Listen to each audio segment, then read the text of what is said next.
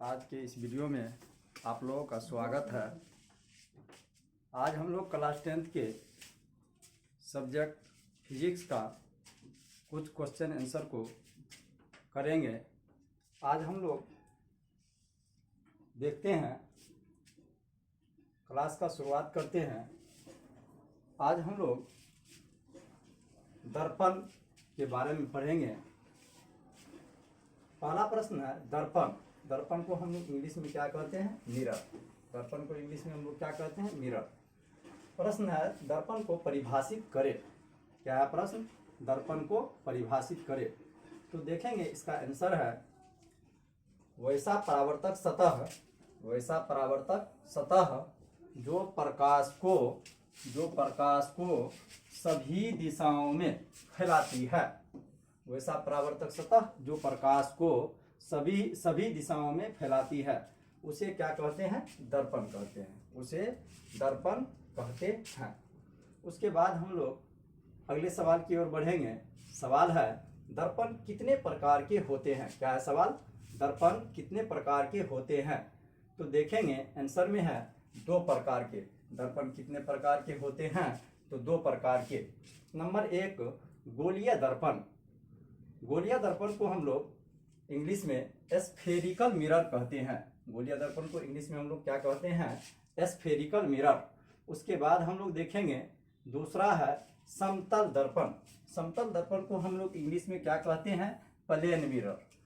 समतल दर्पण को हम लोग इंग्लिश में क्या कहते हैं? Plane mirror. उसके बाद हम लोग अगले सवाल की ओर बढ़ेंगे।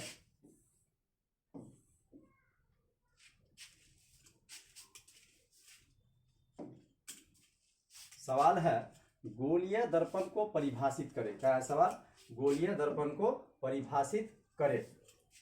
देखेंगे इसका आंसर क्या है। वैसा दर्पण जिसका परावर्तक सतह गोलीय होता है। वैसा दर्पण जिसका परावर्तक सतह गोलीय होता है, उसे गोलीय दर्पण कहते हैं। उसे गोलीय दर्पण कहते हैं। उसके बाद हम लोग अगले प्रश्न की ओर बढ़ेंगे। प्रश्न है गोलीय दर्पण कितने प्रकार के होते हैं? तो देखेंगे इसका आंसर है 2 प्रकार के। गोलीय दर्पण कितने प्रकार के होते हैं? तो 2 प्रकार के। क्या क्या? तो नंबर 1 उत्तल दर्पण। उत्तल दर्पण को हम लोग इंग्लिश में कहते हैं कॉनकेव मिरर। उत्तल दर्पण को हम लोग इंग्लिश में क्या कहते हैं? तो कॉनकेव मिरर। उसके बाद दूसरा है अवतल दर्पण। अवतल दर्पण को हम लोग इंग्लिश में कहते हैं कॉन्वेक्स मिरर। क्या कहते हैं? Convex mirror. उसके बाद हम लोग अगले सवाल की ओर बढ़ते हैं। सवाल है उत्तल दर्पण को परिभाषित करें। उत्तल दर्पण को परिभाषित करें। तो देखेंगे इसका आंसर है वैसा दर्पण जिसका परावर्तक सतह उठा हुआ या उभरा हुआ प्रतीत होता है, उसे उत्तल दर्पण कहते हैं। वैसा दर्पण जिसका परावर्तक सतह उठा हुआ या उभरा हुआ प्रतीत होता है, उसे क्या कहते हैं? तो उत्तल दर्पण कहते हैं। उसके बाद हम लोग अगले सवाल की ओर बढ़ेंगे। सवाल है अवतल दर्पण को परिभाषित करें।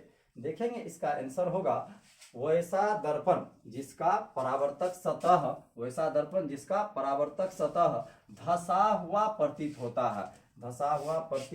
है, उसे अवतल दर्पण कहते हैं। उसे क्या कहते हैं? अवतल दर्पण। जिसका परावर्तक सतह धंसा हुआ होता है, उसे अवतल दर्पण। जिसका परावर्तक सतह उठा हुआ होता है, उसे उत्तल दर्पण। उसके बाद हम लोग अगले सवाल की ओर बढ़ते हैं। सवाल है उत्तल दर्पण का उपयोग को लिखे। उत्तल दर्पण का उपयोग को लिखे। देखेंगे इसका आंसर है उत्तल दर्पण का उपयोग निम्नलिखित है। देखेंगे 1 नंबर में है उत्तल दर्पण का उपयोग वाहनों के साइड मिरर के रूप में पश्च दृश्य को देखने के लिए किया जाता है।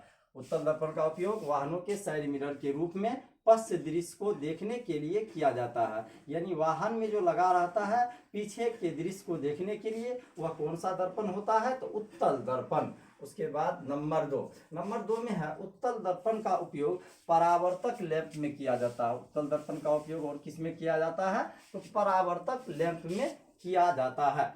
उसके बाद देखेंगे अगले सवाल की ओर बढ़ेंगे। सवाल है वाहनों के साइड मिरर में कौन सा दर्पण प्रयुक्त होता है। ऑब्जेक्टिव में पूछा जाता है आपको कि वाहनों के साइड मिरर में कौन सा दर्पण प्रयुक्त होता है। तो इनका सही जवाब क्या होता है, तो उत्तल दर्पण का। किस दर्पण का वो प्रयोग होता है वाहनों के साइड मिरर में, तो उत्तल दर्पण का। उसके बाद हम लोग अगले सवाल की ओर बढ़ेंगे। सवाल है अवतल दर्पण का उपयोग को लिखे। क्या है सवाल, अवतल दर्पण का उपयोग को लिखे। तो देखेंगे इसका आंसर में क्या हो जाएगा, अवतल दर्पण का निम्नलिखित उपयोग है। नंबर 1, अवतल दर्पण का उपयोग आंख, कान, दांत तथा गला के डॉक्टरों के द्वारा किया जाता है। मतलब ये सब के जो डॉक्टर होते हैं, आंख के डॉक्टर, कान के डॉक्टर और दांत के और गला के, ये डॉक्टर द्वारा किस दर्पण का प्रयोग किया जाता है, तो अवतल दर्पण का। उसके बाद देखेंगे नंबर 2 में है अवतल दर्पण का उपयोग दाढ़ी बनाने में किया जाता है।